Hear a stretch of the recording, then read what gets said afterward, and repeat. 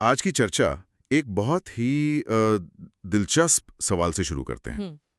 एक पल के लिए सोचिए, एक ऐसे भारत की कल्पना कीजिए जहां जाति जैसा कोई शब्द ही ना हो, न कोई ऊंच नीच, न सरनेम से किसी की सामाजिक हैसियत का अंदाजा लगाया जाता हो, और न ही जन्म ये तय करता हो कि किसी की जिंदगी का रास्ता क्या होगा। मतलब एक ऐसा समाज जहां लोग सिर्फ अपने काम, अपने हुनर, अपनी पसंद से जाने जाते हैं। ये सिर्फ एक काल्पनिक सवाल नहीं है, बल्कि एक चश्मे जैसा है, जिससे हम अपने इतिहास और समाज को एक बिल्कुल ही अलग नजरिए से देख सकते हैं। हमारे पास जो सामग्री है वो इसी सवाल की गहराइयों में उतरती है कि अगर जाति व्यवस्था की नींव ही ना रखी गई होती, तो भारत का सामाजिक, राजनीतिक और सांस्कृतिक ताना बाना आज कैसा होता। और हमारा मकसद इस विचार के हर पहलू को टटोलना है। इसके जो फायदे दिखते हैं वो भी, और जो जो अनसोची जटिलताएं पैदा हो सकती थीं वो भी। तो चलिए इस वैकल्पिक हकीकत को परत दर परत बनाने की कोशिश करते हैं। मुझे लगता है कि सबसे गहरा असर तो शायद किसी व्यक्ति के मन पर पड़ता होगा, उसकी अपनी पहचान पर। अगर किसी को बचपन से ये सिखाया ही ना जाए कि वो किसी से श्रेष्ठ है या हीन, तो एक इंसान का आत्मविश्वास, उसका दुनिया को देखने का नजरिया, वो कैसे बनता? ये बहुत ही बुनियादी और हाँ, बहुत गहरा बदलाव होता। मैं कम हूँ या मैं श्रेष्ठ हूँ, ये जो विरासत में मिली धारणाएं हैं, वो समाज की हवा में ही नहीं होती। लोगों का आत्मसम्मान उनके सरनेम या समुदाय से नहीं, बल्कि उनकी अपनी मेहनत से, उनकी उपलब्धियों और उनके चरित्र से तय होता। सोचिए इसका रोजमर्रा की जिंदगी पर कितना असर होता। किसी के घर खाने में झिझक नहीं, किसी के साथ बैठने में कोई मनाही नहीं। पानी के कुएं, मंदिर, सार्वजनिक जगहें। सच में सबके लिए होती, बिना किसी छिपे हुए नियम के।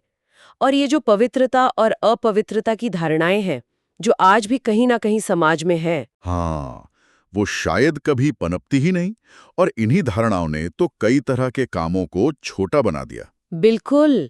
और जब किसी काम से कोई सामाजिक कलंक नहीं जुड़ा होता, तो उसका असर पूरे समाज की सेहत पर पड़ता है। जैसे सफाई से जुड़ा काम, अगर वो बिना किसी भेदभाव के होता, तो शायद हमारे शहरों और गांवों में सार्वजनिक स्वास्थ्य और स्वच्छता की स्थिति सदियों से कहीं बेहतर होती। ये सिर्फ सामाजिक बराबरी का मामला नहीं है, इसका सीधा ताल्लुक देश के विकास से है। तो ये तो हुई एक व्यक्ति और उसके आसपास की दुनिया की बात। अब अगर इसे थोड़ा और बड़ा करके देखें, पूरे समाज का ढांचा कैसा होता? जाहिर है लोगों को अपने पेशे चुनने की आजादी होती, लेकिन इसका असर सिर्फ नौकरियों तक तो सीमित नहीं रहता होगा। नहीं नहीं, ये उससे कहीं ज्यादा बड़ा होता। इसे ऐसे समझिए कि सदियों से दबा हुआ एक बहुत बड़ा जीनियस पूल अचानक समाज के लिए खुल जाता।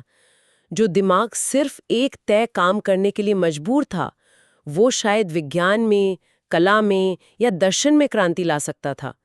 किसी भी समुदाय में प्रतिभा सीमित नहीं होती है ना, लेकिन जाति व्यवस्था ने मौकों को सीमित कर दिया था। और जब ये बंदिश हटती, तो भारत में इनोवेशन, मतलब नवाचार का विस्फोट शायद बहुत पहले हो चुका होता। हर बच्चा बिना किसी सामाजिक रोक टोक के किसी भी क्षेत्र में अपना भविष्य तलाश सकता था। जिसका मतलब है कि शिक्षा का पूरा ढांचा ही अलग होता। शिक्षा कुछ खास लोगों का हक नहीं, बल्कि हर बच्चे के लिए एक स्वाभाविक अधिकार होती। हाँ, गुरुकुल से लेकर आधुनिक स्कूल तक सबके दरवाजे हर किसी के लिए खुले होते।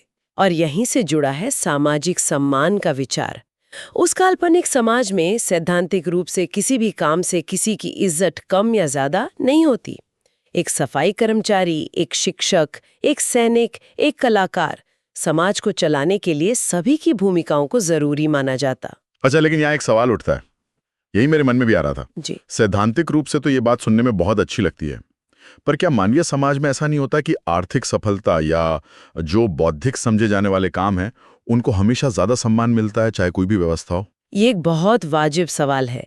फर्क शायद सम्मान और आय में होता।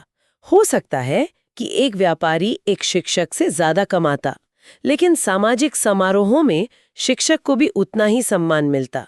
सबसे बड़ा बदलाव ये होता कि किसी पेशे को जन्म के आधार पर गंदा या अपवित्र नहीं माना जाता। और जब ये दीवारें टूटती, तो अंतर सामुदायिक शादियां बहुत आम हो जाती। बिल्कुल।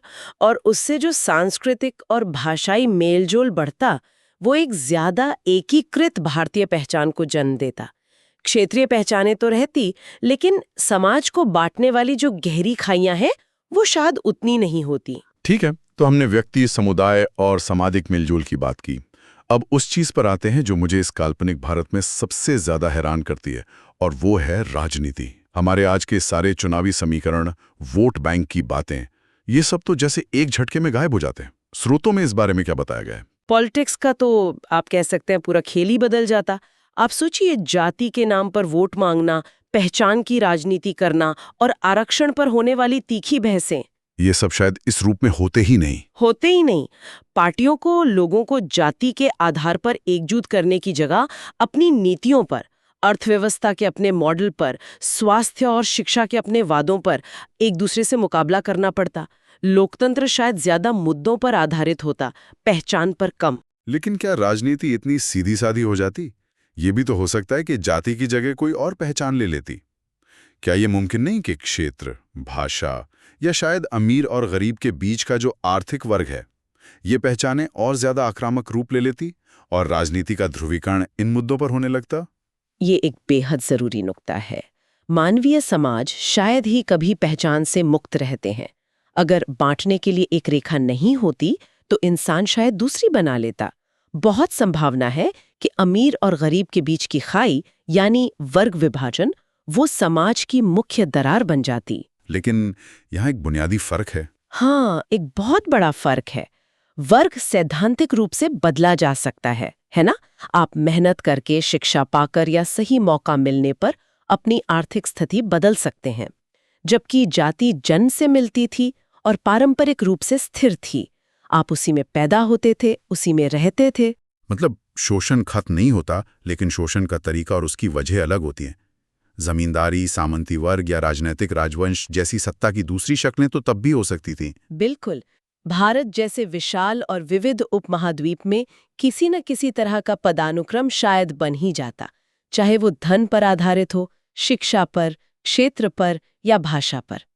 जाति की गैर मौजूदगी का मतलब पूरी तरह से बराबरी वाला समाज नहीं होता, लेकिन हर किसी के लिए जिंदगी की दौड़ में शुरुआती बिंदु थोड़ा ज्यादा बराबर होता। लेकिन यहाँ एक और पहलू है जिसे समझना जरूरी है।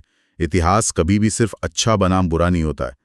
कुछ विद्वानों का यह तर्क है कि शायद शुरुआती वर्ण व्यवस्था का जो विचार था, वो समाज को व्यवस्थित चलाने के लिए श्रम के विभाजन पर आधारित था, न कि जन्म आधारित ऊंच नीच पर।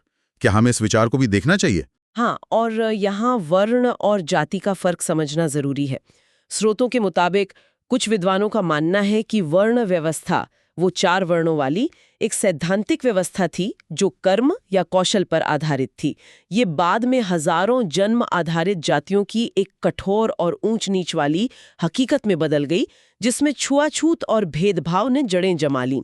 अगर ये व्यवस्था अपने जन्म आधारित और भेदभावपूर्ण रूप में विकसित न हुई होती तो शायद एक लचीली, कौशल आधारित सामाजिक संरचना बड़े समाजों को संगठित करने में मदद करती।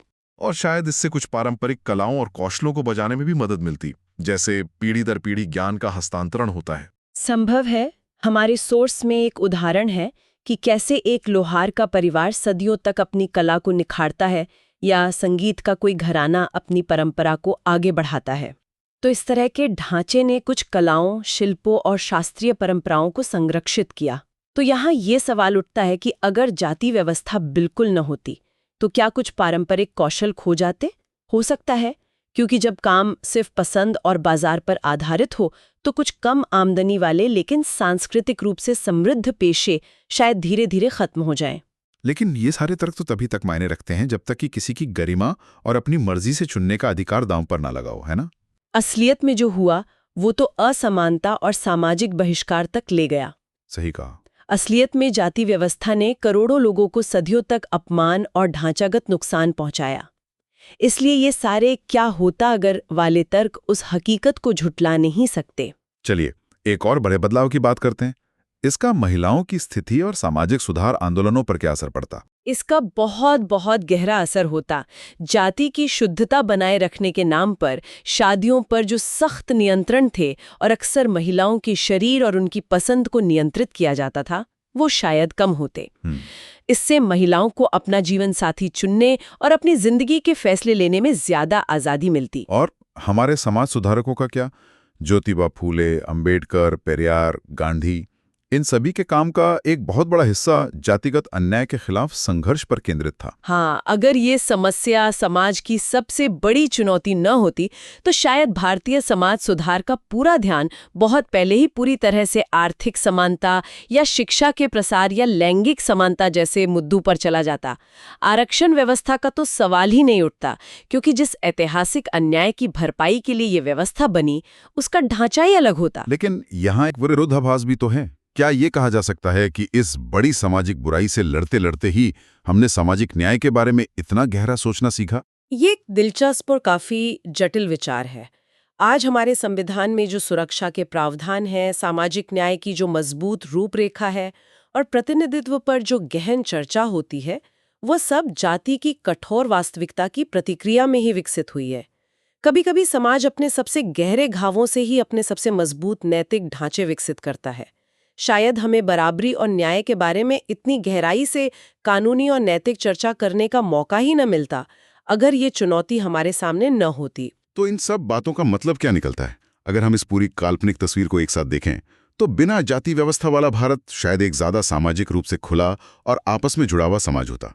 लोगों में मनोवैज्ञानिक बराबरी का एहसास ज्यादा होता। हाँ, लेकिन साथ ही ये भी सच है कि वो शायद अपने कुछ पारंपरिक सामुदायिक ढांचे खो देता और वहाँ असमानता के नए रूप विकसित हो जाते। जैसा हमारे स्रोत इशारा करते हैं, असल में समस्या अंतर में नहीं होती।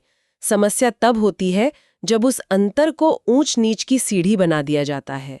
अगर इतिहास में अलग अलग समुदायों के अंतर को सिर्फ विविधता के रूप में देखा जाता, श्रेष्ठता या हीनता के पैमाने पर नहीं, तो शायद जाति एक सांस्कृतिक पहचान होती, एक सामाजिक जेल नहीं। और ये आज हम सबके सोचने के लिए एक जरूरी सवाल छुड़ जाता है। भविष्य का समाज अंतर को कैसे देखेगा? एक लेबल की तरह जो हमें बांटता है, या एक धागे की तरह जो एक ज्यादा सुंदर और मजबूत तस्वीर बुनता है?